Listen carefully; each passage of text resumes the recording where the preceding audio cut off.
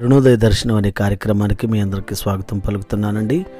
మన తండ్రి అయిన దేవుని నుండి ప్రభువైన యేసుక్రీస్తు నుండి కృపా సమాధానములు మీకు తోడై ఉండును గాక. బాగున్నారండి? మీరు ఎల్లప్పుడూ ఆనందంగా ఉండాలి, సంతోషంగా ఉండాలి. మనస్ఫూర్తిగా మీ కొరకు ప్రార్థన చేస్తూ ఉన్నానండి. ఈ శ్రేష్టమైన సమయంలో దేవుని వాక్యంలో నుంచి ప్రకటన గ్రంథము 1వ అధ్యాయము 6వ వచనాన్ని ధ్యానం చేసుకుందామండి. మనలను ప్రేమించుచు తన రక్తము వలన మన పాపముల నుండి మనలను విడిపించిన వానికి మహిమయు ప్రభావమును యుగయుగములు కలుగునుగాక. ఆమేన్.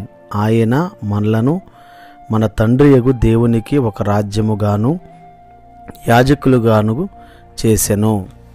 దేవుని వాక్యాన్ని వింటున్న దేవుని పిల్లైన వారులారా, చదవబడిన ఈ వాక్యపు వచనములో ప్రాముఖ్యంగా ప్రకటన గ్రంథము 1వ అధ్యాయం 6వ వచనం ద్వారా మనం ధ్యానం చేయబోయే మాట ఏంటంటే, ఆయన మనలను మన తండ్రియగు దేవునికి ఒక రాజ్యముగాను యాజకులుగాను చేసెను. నిజమేనండి.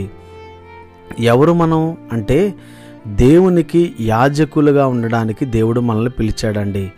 దేవుని బిడ్డలారా, ఆనాడు యాజకత్వం చేయడానికి దేవుడు అహరోనును పిలిచాడు. అహరోను సంతానాన్ని పిలిచాడు.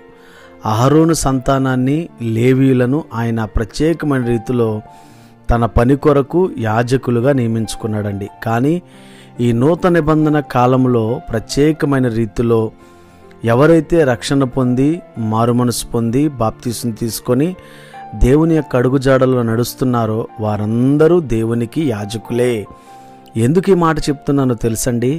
పేతురు రాసిన మొదటి పత్రిక ప్రత్యేకమైన రీతిలో ఈ యొక్క 2వ అధ్యాయము 9వ వచనములో అపోస్తుడైన పేతురు గారు ఒక మాట అన్నారండి. ఏమన్నారంటే, ఏర్పరచబడిన వంశమును, రాజులైన యాజక సమూహమును, పరిశుద్ధ జనమును, దేవుని సొత్తైన ప్రజలై ఉన్నారు అన్నాడండి. ఇక్కడ ఒక మాటను గమనిస్తే, రాజులైన యాజక సమూహము అదండి. దేవుడు రాజు, ఆయన పిల్లలమైన మనము కూడా ఇదిగో రాజులైన యాజక సమూహముగా ఉండడానికి దేవుడు మనకి అర్హతను అనుగ్రహిస్తున్నాడు. మీకు ఒక చిన్న ఉదాహరణ చెప్తాను, వినండి. పాత నిబంధన కాలంలో ఏర్పాటు చేయబడిన, ఏర్పరచబడిన అహరోను సంతానానికి సంబంధించిన వారు మాత్రమే యాజకత్వాన్ని చేసేవారు.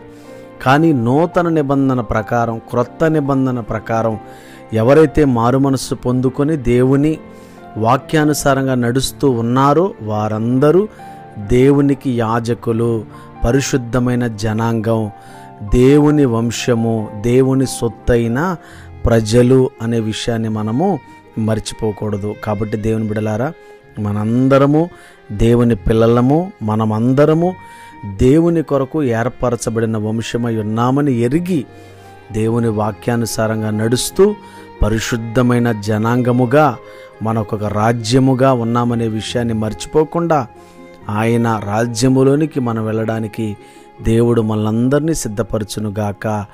God bless you all. దేవుడు మిమ్మల్ని, మీ కుటుంబాలను దీవించునుగాక.